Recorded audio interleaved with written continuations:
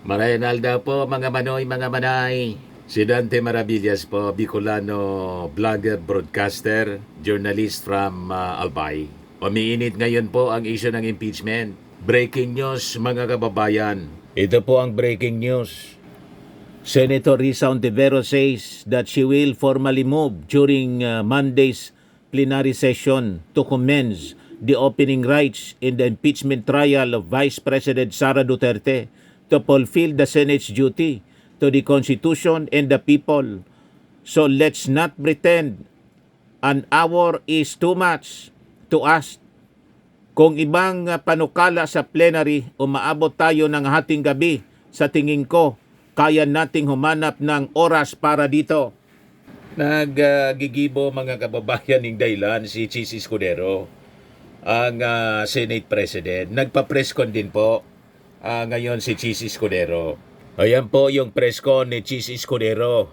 Under pressure na siya. Mounting pressure. Sa galit na ating mga mamamayang Filipino, pero nagmamatigas pa rin siya. Unahin muna natin, mga kababayan, yung pa-press con ni Risa Ontiveros.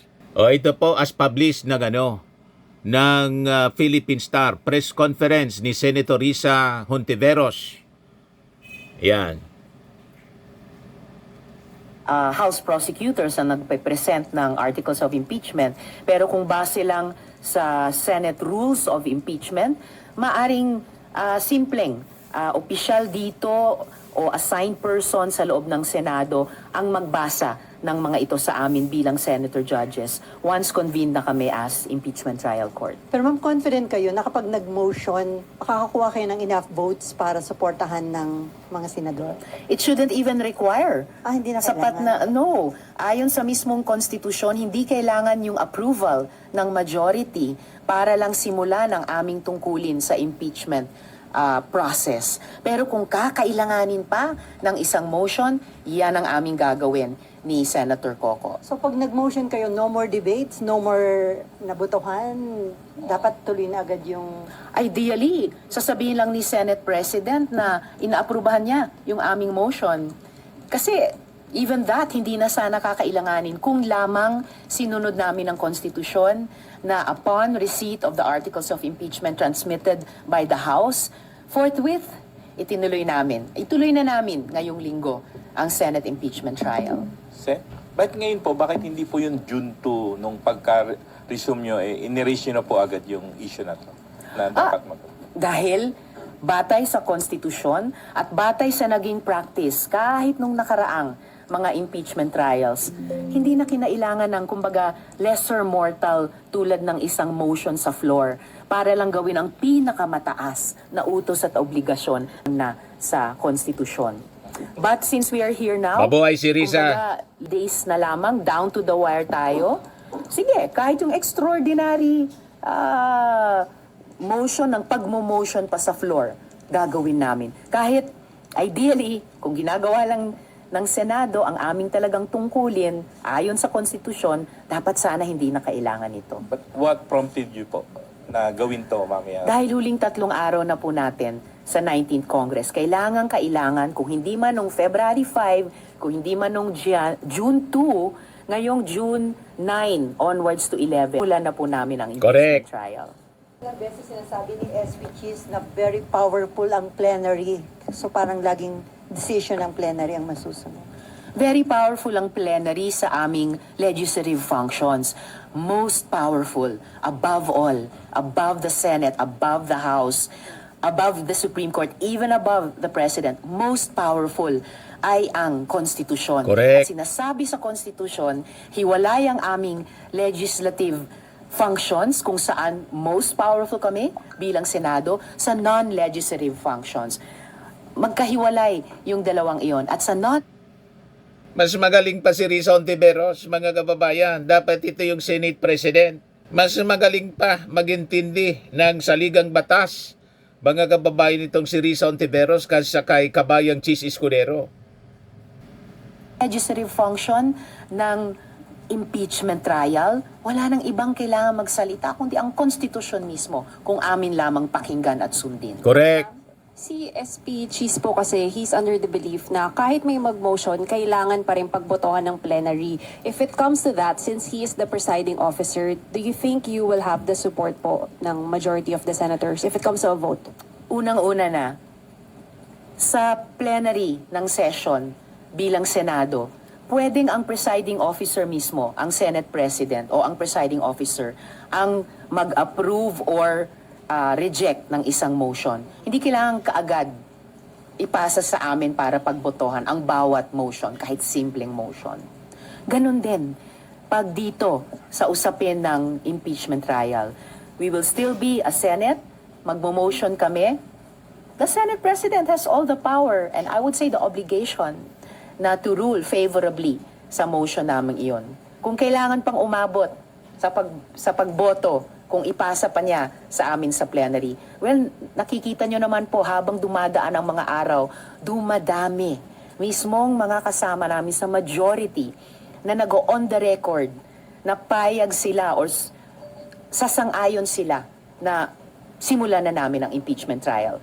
Nandyan si Senator Alan Peter Cayetano, si Senator J.V. Ejercito, si Senator Sherwin Gatchalian, at si Senator SP Pro Temp Jinggoy Estrada. Ma'am, yung pag-convene po ba ng Senate as an impeachment court, is that optional? Definitely not. Definitely not. Kapag maging pananaw namin at ugali namin ay optional lang yung pag-convene bilang impeachment court, susuwayin namin ang konstitusyon. Kami pa, Senado. At yun yung sinabi ko kanina na hindi kami papayag sa minority. Hindi ako papayag bilang senador na kami pa ang Senado ang susuway sa konstitusyon. Ma'am, ito ba na karoon kayo ng concern na mukhang may move to kill the impeachment case arbitrarily? Kaya nag-decide na kayo na mag-motion to. Well, sila na ang nagsasabi na bukod sa convict or acquit decision, may option pa na dismiss. Walang ganun po sa konstitusyon. Wala rin pong ganun sa rules on impeachment. No? Sila na yung pinapaaga yung valedictory speeches ng mga graduating senators. May lumalabas na kung ano-anong mga concerns na, ay, kung magva-valedictura na sa Martes, baka kulang ang mga tao sa Miyerkules. And alam naman natin, kailangan natin ng sacrosanct quorum na yan to transact business. Kaya ngayon pa lang, kahit frustrated kami na hindi kami simpleng sumunod sa iutos ng konstitusyon na pagtanggap ng articles of impeachment forthwith, proceed with trial. So itong huling linggo, itong huling 3 araw ng sesyon, sige, gagawin namin yung extraordinary motion para lamang simulan yung opening rights ng impeachment trial. Kung magsi-start po today yung opening rights, Yes. sa timeline po ninyo, ano po yung nakikita po ng minority na timeline? Kasi po si Sentol ay, ang sabi po niya, possible to conclude the trial by June 30. Kayo po ba, anong timeline po ninyo sa minority? Wala po kaming binubuong or ipinapanukalang timeline kasi opening rights pa lang nga hindi pa magawa-gawa eh. So we want Correct. to get over this first. Dapat hindi siya naging hurdle. Pero naging May ibang agenda, mga kababayan, gustong lutuing Macau ni Senator Tolentino. Huwag tayong papayag. Imagine, in 19 days, dapat daw matapos ang impeachment trial. 7 articles of impeachment. Yung kay Corona, mga kababayan, 3 articles of impeachment, inabot ng kalahating taon, 6 months before nakapag-render ng judgment. Yung mga senator judges, inupuan nila for 4 months. Pagkatapos ngayon, sasabihin ni Tolentino, tapusin natin in 19 days. Ano yan?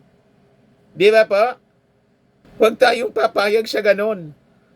Malinaw na may gusto silang pagtakpan, kaya gusto nilang ilutong Macau madaliin ang impeachment trial. Dapat po exhaustive ang presentation ng mga ebidensya batay doon sa 7 mga articles of impeachment. Hindi dapat minamadali, mga kababayan, na ganun. tinulugan nila, inupuan nila for 4 months, hinigaan nila yung articles of impeachment na pinasa sa kanila. Pagkatapos ngayon, sasabihin nila, okay, kasi may pressure yung mga tao. Gawin natin in 19 days. Ang tawag dyan dito sa amin, pagsungo-sungo, mga kababayan. Kasi pinipressure sila ng mga tao, tapos sasabihin nila, okay, gawin namin, in 19 days tapusin namin. Tama ba yon? Nakakaloko, mga kababayan, itong si Tolentino. Kaya tama itong posisyon ni Risa Ontiveros. Salute to you, Risa Ontiveros. Manindigan ka. At pag hindi nila ginawa ang tama, mga kababayan, nakaamba po ang EDSA People Power. Laban sa Senado, hindi sa Palasyo. Kundi laban dito sa ating mga senador na sinasalaula, binababoy ang ating konstitusyon. Balikan natin si Risa Ontiveros. We just want to get over this first hurdle. Kaya ngayong umaga, or nung inilabas yung ganong panukala na hanggang June 30, premature pa talaga. At saka, isipin natin, 19 days? Correct. Yun lang ba ang naiisip namin ibigay na time frame sa ganitong kaimportanteng proseso? Sa simpleng civil cases lang nga halimbawa yung pagbibigay ng bayad or pagsisingil ng bayad. Ang rules of court nagbibigay po ng 30 araw para doon. Ano pa kaya sa isang napaka-importanteng constitutional process tulad ng impeachment?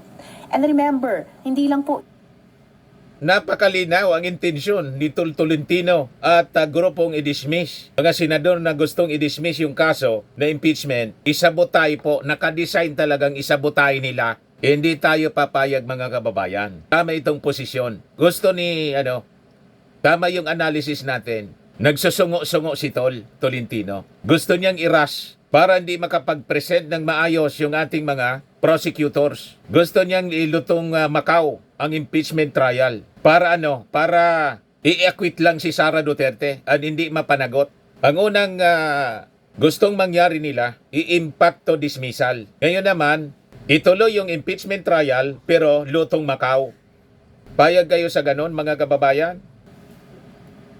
isang article of impeachment ito, 7 articles of impeachment. Hindi pa nga namin narinig formally ano-anong mga articles.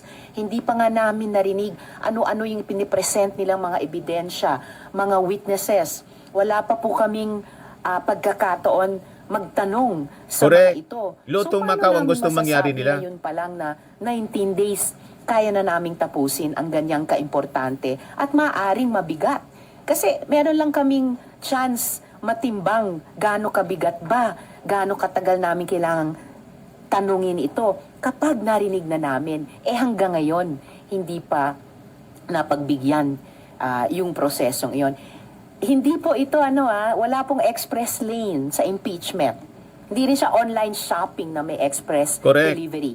Bigyan naman natin ng hustisya ang prosesong ito. Bigyan natin ng hustisya pareho ang mga panig ng House prosecutors at pati yung kampo ni VP Duterte. At higit sa lahat, bigyan natin ng hustisya ang taong bayan na kumakapit sa konstitusyon at dumadami at lumalakas ang mga boses na pinagsasabihan kami, gawin nyo na ang tungkulin ninyo.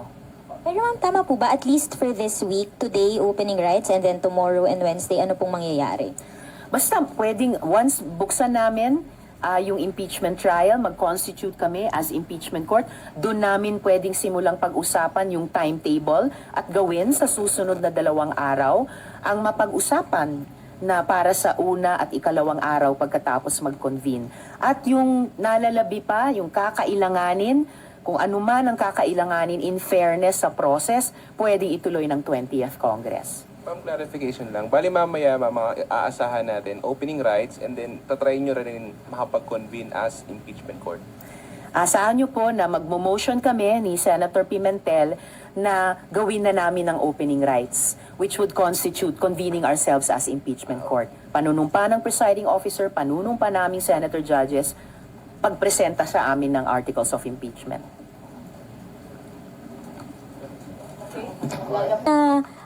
Within the day, masabihan na din po yung Kamara kung may reading, mapresenta na yung articles of impeachment, paano po yung mangyayari? Well, kung mabalitaan na nila ito, yung aming gagawing motion, nasa sa kanila na po. kung paano sila kikilos o hindi kikilos. Basta natapos nila yung trabaho nila hanggang sa transmittal ng articles of impeachment, ang bola nasa korte ngayon ng Senado. So, yung shot clock, matagal nang nag-run out. No? Time to move and not a moment more to lose. Salamat po. Yan ang tunay na senador. Matapang. Ngayon, kung sino pa yung babaeng senador, mga kababayan, at hindi abogado, naninindigan to defend the Constitution. Pero si Chis Escudero, ito si Chis Escudero, mga kababayan, pakinggan ninyo, nakakainit po ang kanyang mga pinagsasabi. Ika nga ng mga leader o ng leader natin na may mga ganyang klaseng pananaw na isisisi palagi sa namumuno o tagapangulo, imbis na, kung sakasakali, tingnan ito na pagsunod lamang sa tinatalaga ng batas. I accept that responsibility as part of my burden as the leader of the Senate. So are you not affected, sir, considering na ang daming criticism sa Senate, lalo na ho sa inyo as Senate President? Again, ang timeline ko ay hindi kasama yon sa social media, kaya payapa ang buhay ko. Sir, si Senator Soto, parang Tingnan natin kung magiging payapa yung buhay mo, kabayan, pag sumugod na dyan at ipadlak sa galit ng ating mga mamamayang Pilipino, ang ating mga kababayan, because of your inaction. At tingnan natin mamaya, baka yung trigger, mga kababayan, pag ni-reject ni Chis Escudero ang motion ni Risa Ontiveros at saka ni Coco Pimentel na ikonbina yung Senado bilang impeachment court. Tingnan natin mamaya ang tigas nito ni Chis Escudero. claim kayo sa hold up ng impeachment trial. Wala naman tutukan na O hold up. tapos, dapat daw, yung, on the same day na natanggap yung article of impeachment, ni-refer sa Committee on Rules. Alam mo, siguro tulad kayo, hindi ko alam ang ibig sabihin ng bushwhack. Alam ko kung pinunawas ko ng tama. Binushwhack ko daw ang impeachment. Tinignan ko sa diksyonaryo, ibig sabihin ng bushwhack.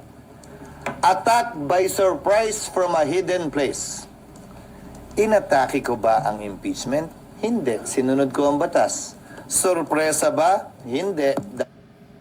Paano sinunod mo yung batas? Yung saligang batas mismo, sinalaula mo na kasi yung forthwith, hindi mo sinunod. Napakalinaw. Ang nagsabi mismo, yung mga constitutionalist natin, mga retired justices, mga legal luminaries, mga professor ng College of Law Deans, sa iba-ibang mga respectable colleges and universities, yan ang sinasabi mismo. Napakalinaw yung sinasabi ng konstitusyon. Pagkatapos pagjunto, na kayo mismo, yung nag-set ng kalendar, bigla mo na lang sasabihin, June 11 na, kaya hindi na makatiis. Yung sa minority block, magmo-motion mamaya. O tingnan natin kung anong magiging reaksyon mo, Chis Escudero. Normal magagalit yung ating mga mamamayan kasi ang expectation sa inyo is to follow the Constitution. Pero iba yung ginagawa ninyo. Tapos mag-uugas kamay ka ngayon.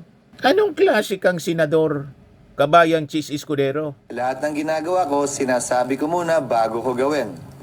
Pangatlo, mula sa tagong lugar, bahagi ng trabaho ko bilang tagapangulo ng Senado at bahagi ng 19th Congress na pagpasahan ito sang-ayon sa approval o assent ng aming mga kasamahan. Ang mas tanong ko ay, parang kami yata yung binuswak niya. Ako at ang Senado.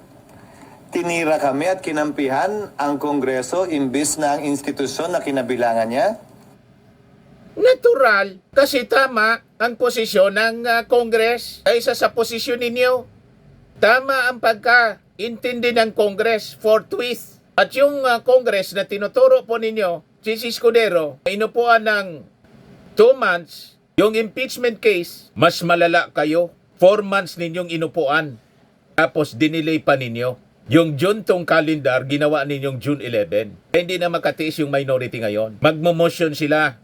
Tingnan natin kung ano yung reaction ninyo mamaya. Kinampihan ang impeachment. Hindi ko alam kung bakit na pinangungunahan ng Kamara at ni Speaker Romualdez. Nagbigay pa ng malisya. Alam namin ang gustong, ang ibig mong sabihin. Kasi si Martin Romualdez nagsusulong para ma-impeach si Sara. At na-impeach na nga. Ang gusto mong ipahiwatig, interesado kasi si Martin Romualdez. Hindi mga nagsasalita na diretso nang matanggal si Sara for 2028 political ambition. Alam namin, ganon ang iniisip po ninyo. O, di ba? Yan ang paiwatig mga kababayan ng statement ni Chis Escudero. Pinagsisilosan niya si Martin Romualdez. Sinabi pang dinidiktahan daw sila. Walang pagdikta galing sa Congress po. Ang dikta sa inyo na magtrabaho galing sa konstitusyon. Yung Congress, tinapos na yung trabaho. Ang bola nasa inyo na, malinaw. Kayo ang dapat forthwith proceed with the trial. Ang mandato hindi galing sa Congress, galing sa konstitusyon. Galing sa ating saligang batas. Anong klaseng mga argumento mo yan, kabayang Chis Escudero? Lahat na sablay yung mga pinagsasabi ninyo. Gusto mo pang palabasin sa statement mo last week ng plenary, decision ng plenary, mas mataas pa sa konstitusyon. Anong klaseng? Itanong mo nga sa mas magagaling na mga abogado, inondem nga yung posisyon mong ganon. Mas nakaintindi pa si Risa Ontiveros. You are not above the Constitution, not even the President above the Constitution. Kaya nga sa ligang batas, talaga ito si kabayang Chis Escudero. Imbis na galangin ang kasalukuyang Senado, Am ka ng pinili niya am. atakihin ang kasalukuyang Senado. Nalalaman ko na mas matanda Masyado at mas kang malawak ang pakyut. kanyang karanasan, pero hindi naman siguro rason yun para hindi galangin at maliitin ang kasalukuyang Senado. I look forward to welcoming him in the 20th Congress. But in the meantime, allow Congress to decide, and we haven't even decided yet. Yan nga ang problema ninyo, kaya kayo kinukundina ng taong bayan ngayon. Kasi hanggang ngayon, wala pa kayong desisyon. Kaya mamaya magmomosyon na si Risa Ontiveros. Sinasadya ninyo na i-delay ng i-delay. Pagkatapos ngayon, may proposal yung kapwa nating Bicolanong senador si Tol Tolentino na gawing 19 days lang yung trial. Ano yan? Gustong ilutong Macau ang resulta ng trial? Matters, because I reiterate my earlier position. All of these matters have to be confirmed and affirmed by the 20th Congress that he will be a part of. Darating yung tamang panahon para pagdebatihan yun sa 20th Congress. Dahil hindi ko sinasabi na lahat ng pagpapasya namin ay binding sa susunod na Kongreso. I've been saying that for the longest time already. Whatever we do needs to be confirmed and affirmed by the 20th Congress. Ganon din ang Kamara, ha? Whatever they did in the 19th Congress, pagtawid ng kasong ito sa susunod na Kongreso, kailangan din ay pwede rin yung pagpasyahan ng susunod na Kongreso. Kaugnay sa kagustuhan nilang ituloy pa ba to, ayaw na nila. Tulad lamang ng ERAP impeachment trial. Nagpasya ang mga prosecutors noon sa kalagitnaan ng pagdinig ng trial. Ayaw na namin at nag-walkout sila at hindi na bumalik. Nag-walk out kasi ayaw pa buksan. Alam namin. Alam ng mamamayang Filipino. Nag-walk out kasi ayaw pa buksan. Nag-resign pati si Pimentel. Yung tatay ni Coco Pimentel. Ayaw pa buksan yung envelope. Cover up ang ginawa ng Senado. Kaya nagresulta sa people power. Itong gusto ninyong mangyari, malinaw na gusto ninyong i-cover up. Bakit? Yung isang senador nagpakalat ng resolusyon, dismissal without the benefit of trial. Pagkatapos ngayon si Tol Tolentino, tuloy yung trial, pero gusto niyang gawin 19 days lang. Malinaw na design na ilutong Macau ang impeachment trial. Napakalinaw. Yun din ang mangyayari sa inyo. Nalala nyo? Nalala namin. Pero nangyari ang EDSA, natanggal, Yon. so wala nang dahilan pa para bumalik. Yun din ang mangyayari sa inyo. Ang matatanggal niyan kayo. Kung noong EDSA 2, ang natanggal si ERAP, ngayong EDSA 3, ang matatanggal kayo. Kasama niyan, siyempre, si Sara Duterte. Kasi hindi papayag ang ating mga mamamayan na pagtakpan ang napakabibigat na kasalanan. At ang lumalabas na nagko-cover up yung Senado na mismo. You have to learn from history, Chis Escudero. Mismong kayo nagme-mention. Nagalit yung ating mga mamamayan. Hindi mo ba nararamdaman ngayon ang galit ng ating mga mamamayan? 78% sa latest Okta research ang nagsabing dapat sumailalim sa trial si Sara Duterte. SWS, 88%. WR, numero 1, mas malaki, 90%. Di pa ba yun sapat Ang pinananiwalaan ninyo na si Sara Duterte, 50% ang trust rating. Ang nag-survey, False Asia. Umayos ka, Chis. Kung hindi mo yang kaya, umalis ka bilang senador, bilang Senate Pero may President. kapangyarihan at karapatan sila na gawin yun. Lalo na sa pagpasok ng bagong Kongreso. Again, the 19th Congress House, the 19th Congress Senate cannot bind the 20th Congress House and the 20th Congress Senate, especially on this topic na pagtawid ng impeachment. SP, good morning. Dexter Ganili po na Abante Radio. Yes, sir. May mga binabanggit, SP, na yung inyong hakbang na itawid sa 20th Congress, ang impeachment ay para sa mapanatili kayo sa pwesto pagiging SP sa susunod na Kongreso. Malamang. Maraming mga senador ang gusto din itawid ito sa 20th Congress. Yung mga papasok pa lang sa 20th Congress ang panayang sabi ng impeachment at ng kanilang pagtakbo bilang Senate President. Napansin ba dyan itong nakarang 2 linggo? Ang pinag-uusapan ko lang yung mga panukalang batas na nais naming ipasa at ihabol at itong kasalukuyang impeachment. Haharapin ko ang mga katanungan at anumang kailangan gawin kaugnay ng 20th Congress kapag ka natapos na ang kongresong ito. Walang kinalaman anumang pagpapasya namin ngayon. Anumang pagpapasya at posisyon ko ngayon. Sa pagtakbo, hindi ko pagtakbo sa anumang pwesto sa Senado.